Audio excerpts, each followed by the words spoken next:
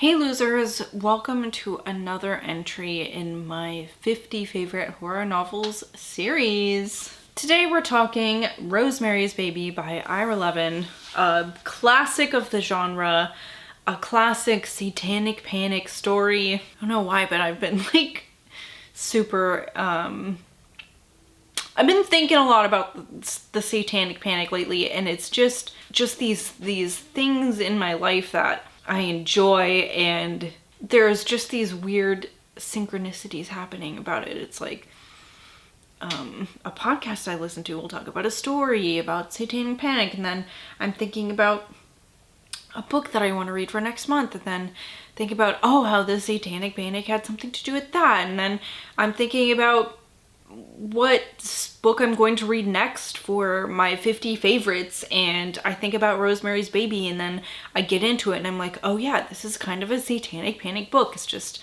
all these things coming together.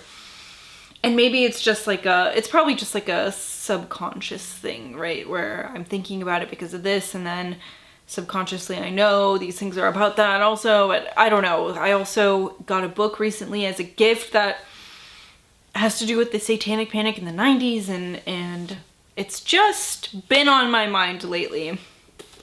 I don't know if this is actually classified as a satanic panic book, especially because it's fiction, but there is some panic about Satan in this story. This was written in 1967. This is touted as one of the books that really led to the horror boom of the 70s and 80s, and I can see why. This is like such a interestingly written book. A book that is super thrilling, engaging, fast-paced. There's not a lot of filler in this one. At least I don't think so personally. So in this, we're following a young woman named Rosemary Woodhouse, and she is recently married to her husband, Guy Woodhouse, who is an aspiring actor, although he hasn't had like a ton of luck. And she is really just content to be a wife and really hopes to be a mother soon, although Guy really seems maybe like he's a little apprehensive about that. Parenthood is definitely not like his number one priority right now. His number one priority is Guy Woodhouse becoming a famous actor. They get the opportunity to move into this beautiful apartment complex called the Branford, and they're so excited. It's just like beautiful, great location, but it kind of also has a sordid history. But Rosemary and Guy move in. They think it's so lovely. Quickly meet their next door neighbors, the Castevets, Minnie and Roman, who are an older couple, very nosy people who just kind of want to be in your business, they're just people who want to be with other people all the time. And I just don't, that's not me. So that's kind of a horror story in itself, right? And the Castevets kind of insinuate themselves into the Woodhouses' lives. But the real crux of the story, if you're not familiar with the book or the movie, is that Rosemary becomes pregnant and then wonders if her neighbors in the apartment, but not just her like immediate neighbors, but like other people living in the building and people she's met through them, might be a group of Satan worshippers who want to sacrifice her baby. Rosemary is a really interesting character in this.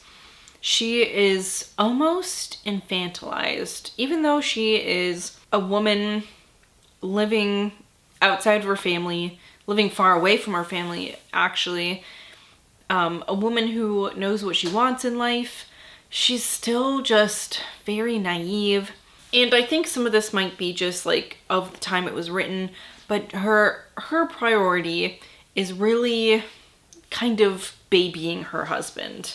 At least I think of it as babying her husband. It was probably thought of much differently back then, but you know, she makes sure that all the things he needs is ready. She really puts her needs on the back burner in order to take care of her husband. And Guy is just kind of a selfish person. They often have little tiffs that are like, this shouldn't be such a big deal, but it seems like he just wants to be really contrary, or just isn't willing to believe Rosemary's perception of things. And this gets worse and worse as the book goes on. You know, she's pregnant and there are strange things happening. She's, you know, thinking she's hearing strange noises, having strange dreams, remembering people she meets even though she's never met them before, just having like a brief recollection of, I've met this person somewhere, but where? And it gets more and more sinister as it goes on.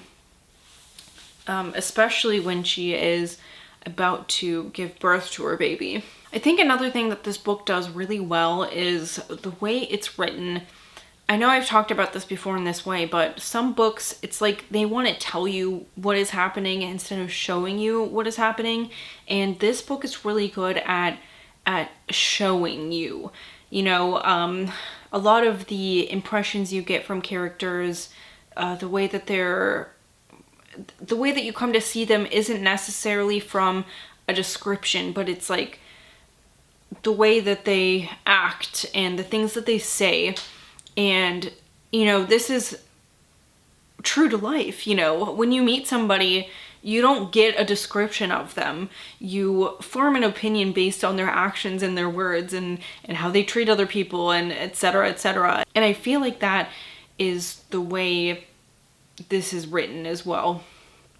That's used in the way that this is written, where sure you get a little bit of descriptions, or like so-and-so is wearing this or something like that, but it doesn't beat you over the head with everything that's happening. It's very subtle. And I thought that the dialogue in this is so excellent as well. It is just so intimate, and it feels true to life. And I read also that Ira Levin was a playwright, and I feel like with how this is written, that really makes sense. I also noticed that the movie came out like a year after the book, which I couldn't believe. Like, that's so quick. And I know sometimes books are picked up by studios before they're even published. I'm wondering if that's the case with this, but it was just very, very fast. I think that also says something about the reception of this book. Like, people thought that this was a good book, and people thought that this was a terrifying book, and it was! This is scary. There's just like a lot of betrayal, not knowing what's real and what's not, paranoia. You know, Rosemary will notice something and be convinced that this means this, but then she'll see something else and be like, oh, I was just overreacting. She's also pregnant through, part of this book, and she isn't sure if she's just experiencing weird symptoms of a pregnancy. It's like when things become almost unbearable, suddenly things ease up on her, and it's a little bit suspicious. Is this on purpose? And then also, I think the last thing I want to say about this is that the end of this is so good. It's so good. This book has been around for so long and has such notoriety because of the movie, but I still think I probably shouldn't say spoilers, but it's immaculately crafted. This one's short and sweet, not a lot of filler, like really meat and potatoes kind of a book. Dialogue, super good, feels really intimate and real. Things that partners would really be discussing with each other about their neighbors. It's subtle. Like I said, it shows you instead of straight up telling you. You can make your own assumptions about things, and the ending is truly one of the best, I feel like. That is Rosemary's Baby by Ira Levin. Coincidentally, we actually watched a movie called Apartment 7A. I actually watched it because my friends were like, oh, we watched this and it was so good. And I don't know, I thought the movie was just fine. Like, it wasn't a terrible movie, but it also wasn't, I don't know. It was like, it doesn't say that it has anything to do with Rosemary's Baby, like in the synopsis or anything, but immediately you're like, oh, this is connected to Rosemary's Baby. So yeah, so that's kind of what, after watching that, I was like, you know what's so much better? Rosemary's Baby. And I love that book, although it's been many years since I read it. So anyway, that is Rosemary's Baby by Ira Levin. I'm gonna watch the movie now. It's so good. I mean, I've seen the movie. I'm gonna rewatch the movie. It's so good, and I'd love to know if you have read this one before, if you have any opinions on it, if you love the ending like me, or if it makes you feel a little bit upset maybe, because it is a different kind of ending. It sure is, but I really enjoyed it nonetheless. So thank you so much for watching, and I will see you later. Goodbye!